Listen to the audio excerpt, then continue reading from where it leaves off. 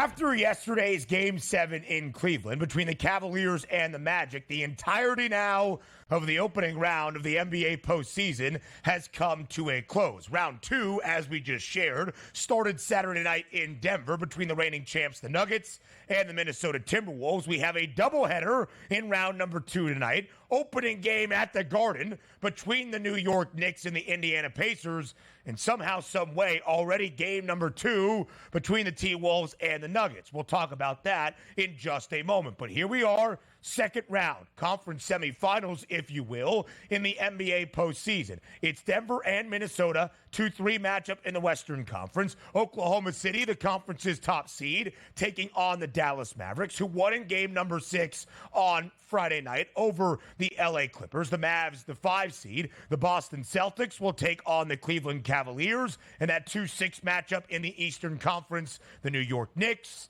and the Indiana Pacers. So DRS, round number 2. Any big surprises in your mind of how we reach this destination in the NBA playoffs? No, not necessarily. Like the teams that we probably thought would advance would. Maybe the Philadelphia 76ers had a chance to upset the 2-seeded Knicks, but they certainly didn't here. We thought Milwaukee heading into their playoff round, if they weren't going to be 100% healthy, would be in a little bit of trouble against the Pacers, and they were. They lost that series. So going forward, I'm not really all that surprised because, again, when we talk about surprises, like the 4 major series that I wanted to bet all won. So otherwise, if one of those teams was lost, okay, there's a surprise for me. So no, I wasn't even mildly surprised at this point. I think we got the teams we expected to move forward, and here we go. You know what's really interesting? Maybe not a surprise or a shock for me, DRS, but more so just how this all came to fruition throughout the entirety of the NBA season. You and I discussed Minnesota, OKC at the top of the Western Conference, but lurking behind even in the play-in spots would have been a team like the Lakers or the Warriors or the Suns, guys and organizations that we would expect to really kick it into gear in the postseason to maybe take out those young cores. That was the expectation. It did not amount to anything. And we had this conversation last week. Is the super team era in the NBA dwindling? Obviously, organizations and franchises will make acquisitions and some moves here and there to position themselves to be the best. If you can get a ton of stars or superstars, you are going to try to do that.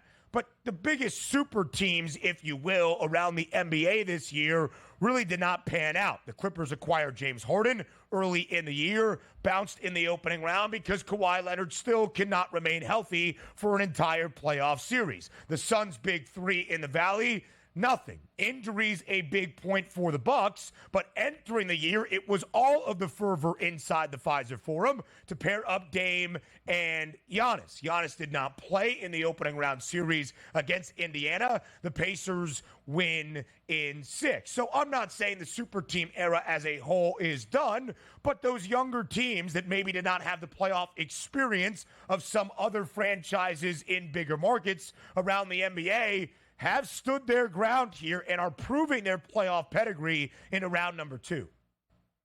Yes, and it's quite frankly exactly the way I thought it would go. But also, Ben, let's take a look at both of the series sides here, right? You take a look at the Eastern Conference and the Western Conference. Now, to me, the Eastern Conference still not necessarily up in the air. It's a heavy favorite for the Boston Celtics. I don't know how much of a challenge they're going to get out of the Cleveland Cavaliers. Maybe this gives 6 games, but probably more likely in 5, depending on Kristaps Porzingis, if he can come back in the series and help alleviate some of those superstar talents here on the Celtics. But also on the opposite side, intriguing, yes, the Pacers and the Knicks. All right, we'll see what happens. Both will have to face the Celtics. But you flip it over to the West, man. You look at these 2 series that are on deck, man. You can argue, again, any one of these teams can certainly advance and be the Western Conference championship. So I'm actually really looking forward to the West much more than the East. And no, it's not, Donnie Sixers got knocked out. It's just the way it is here. The West for a while really has been that dominant conference and just getting through that gauntlet before you even get to take on the Celtics, which from betting purposes, you take a look at the FanDuel Sportsbook and see the Celtics at that plus 105 number. There's a reason for that. Their pathway is easy. You don't have to go through that gauntlet just to get to the final. And maybe the Celtics, it's unfair to say the Celtics will be rested and ready for the NBA Finals because that's not fair. But I don't know how much of a challenge they're going to get, meaning will you even see a Game 6 or a Game 7 here in the Eastern Conference? So this is why I love what we do through the odds, because it's the big picture conversation, super team era, homegrown young core stepping up now in the postseason. But now dive in to the odds, the disparities that we see from the East to the West and in the Western Conference and what it means for the Larry O'Brien Trophy. So let's start in the Western Conference. We've already seen the first game of round 2 out in the Western Conference playoffs. Again, Saturday night in Denver, Minnesota pulls off the upset, winning outright as a 4.5-point underdog in game number 1. The Timberwolves now are the series favorites against the reigning champs, and the Timberwolves now are the Western Conference favorites. Plus 210, 20 cents in front of Denver, 80 cents in front of OKC. These four teams, as you see, Donnie, separated by just over a buck.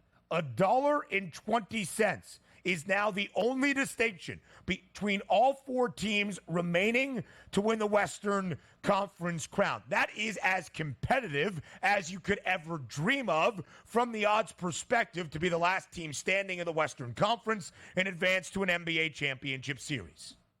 Yes, and also, if you're looking for value, you're finally getting that here in the Western Conference. Because, again, if you look at the East, we always thought it was going to be the Boston Celtics, and a betting point of minus 260 doesn't intrigue me. But in that Western Conference, the T-Wolves now, after that victory of plus 210, like if you've always thought the Denver Nuggets were going to be the best team, now is not the time to panic. It's a 7-game series. They lost the first game on their home court. Now everybody's going to bail ship here on the Nuggets. Oh, I told you, man. That was a fluke last year, that NBA championship run, and now it's catching up to them. Nonsense here. That team is going to be so hard to knock out over a 7-game series. Now, granted, the T-Wolves are playing great basketball here, completely healthy, annihilated the Suns, go on the road in game number 1 and pick off the Nuggets. And quite frankly, even if you said, well, the T-Wolves just going to take the night off 1-1 and go back to Minnesota, they would take that. But this isn't one of those like, hey, mission accomplished. You now have a chance for the Timberwolves. If you win game number 2 on the Nuggets home court, this series is all but said and done. And then you take a look at what those price points will be if the Timberwolves win game number 2. But I'm not giving up on the Nuggets. I always thought it would be a 7-game series that the Nuggets would win. So now I just take a look at the Nuggets at that plus 230 price to win the West. And there's value on that where maybe you take a look at the Celtics. There is no value, even if the Celtics probably lose game number 1 on their home court to the Cavaliers.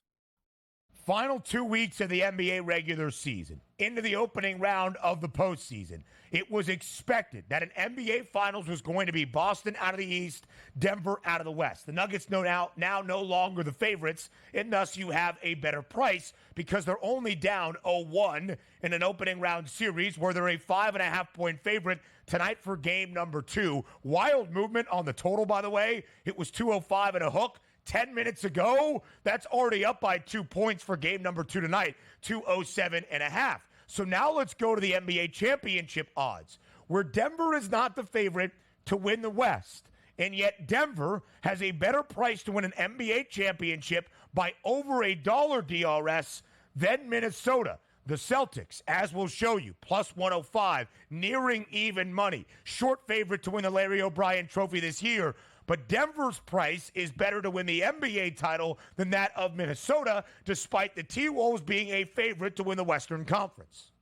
Yeah, sometimes it doesn't make sense that way, but also you have to understand at the sports book, it's 2 different betting markets that they're taking money on, so they adjust that accordingly. It's just not also like a correlation of exactly what's going to take place. But again, the Boston Celtics plus 105, they're going to get to the NBA Finals, which is half the battle. But quite frankly, the plus 105, holding it out for a couple weeks, that's not enough for me. But now you're starting to see the door open. The Denver Nuggets were like a 2-1 price, let's just say, now sitting at that 480. Now there's value there. The T-Wolves at 6-1. OKC, the number 1 overall seed in the West, at an 8-1 price. I like what I see now in the Western Conference betting markets. There is some value finally that we can sink our teeth into.